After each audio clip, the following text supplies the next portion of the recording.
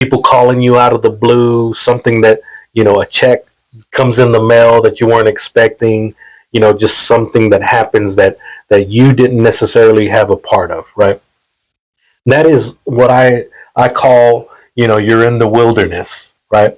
There's still provision day and night. God still will sustain you in the wilderness, but it's not like you can sit there and plant seed and you can't till the ground and water it and grow it into a harvest, right? It's just the environment is not right for that type of harvest, right? Usually it's hand to mouth, right?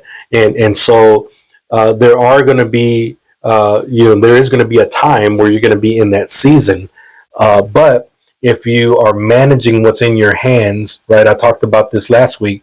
If you're managing the small things in your hands, then, and you're doing a good job at it, then you're going to start moving from that wilderness type environment to the a different, land flowing with milk and honey. I don't want to call it that because, basically when you're in the beginning of that next season, and you notice that the miracles aren't happening no more, right?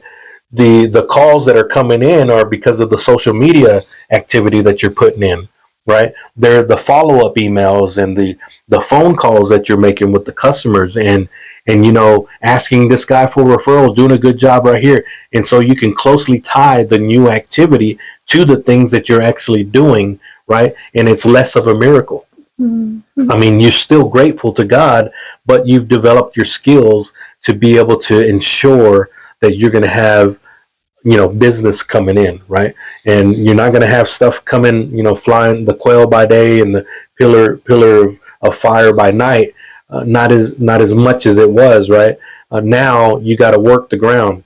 You got to do good business practices, right? You got to make sure that you're doing all the things that a good business would do in order to encourage people to want to do business with you, right?